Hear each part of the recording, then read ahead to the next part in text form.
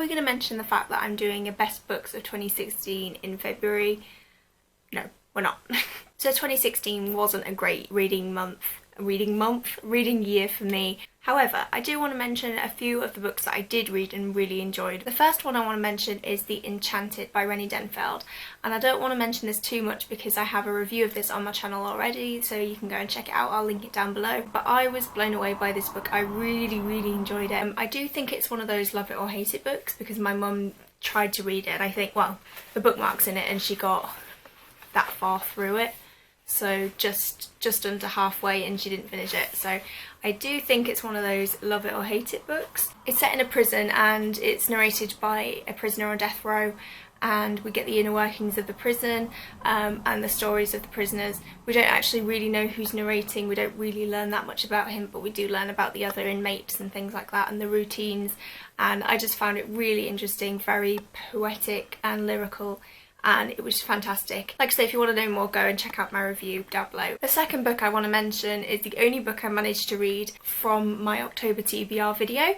I gave myself a load of reading to do in October and I didn't do it, partly due to personal reasons. I did manage to read one book and it's sort of spooky. We Have Always Lived in a Castle by Shelley Jackson. This is my first Shelley Jackson book. It has made me want to read more of her work. This is dark gothic literature at its best.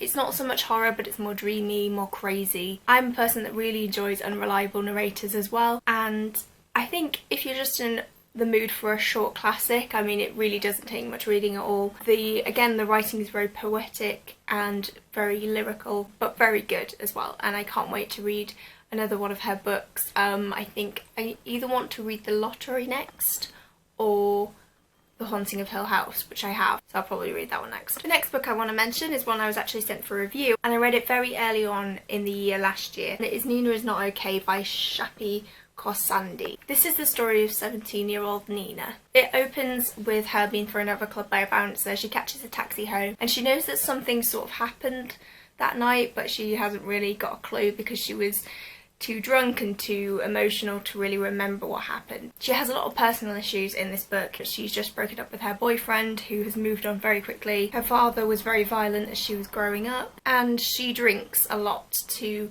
forget her problems, and she goes down a very destructive path to forget her issues. The actions that she does in this book can make her very unlikable sometimes, which I found. She doesn't treat people very well. Her friends and her family, who she depends on and needs, she treats rubbish because of her drinking. The more she feels alone, the more she drinks and sleeps around and hurts people around her. It's a very realistic story, and I think that's why I quite liked it a lot, and I really liked the character of Nina because she was realistic and she wasn't perfect. We want to see do well and better herself, so that's why I really enjoyed this book. Another book that I want to mention is Where Am I Now by Mara Wilson, and I actually chose to read this through Audible, which was a really good decision I think on my part, because it's read out by Mara herself. It just feels a lot more personal, and the stories that she's telling is through her voice, so she can do impressions of herself and sort of laugh at herself and tell the stories, and she is reading a book, but it's almost like you've got a friend there telling you stories of her life. I really loved learning about her as a little girl, what she went through when she was filming all the films that I really love her in, Matilda and Mrs. Doubtfire in particular. She also talks about how she was trying to be an actress while also growing up, developing through her teens, and she talks about loads of different issues, how OCD has influenced her life, how losing her mother at such a young age, because I think she lost her mother during making a Matilda, I seem to, if I'm remembering that right. So obviously that had a huge impact on her life, and it was just a really interesting story. I don't think you need to have seen any of the films that she's been in or even sort of really know what the actress is doing to really enjoy this book, because I found that she can write really well because it's such a coming of age story, and she talks about mental illness and growing up, particularly the pressure of being a young woman, especially a young woman in film. I think it would be a really good read for anybody. I especially recommend it through audiobook because I think that extra element of her reading it out to me just made me enjoy it all the more, so yes. So those are just a few of the reads that I enjoyed in 2016. For all it wasn't a successful reading year, I do feel like I did read some books that I really enjoyed. If you guys have read any of the books that I've mentioned, then do tell me your thoughts.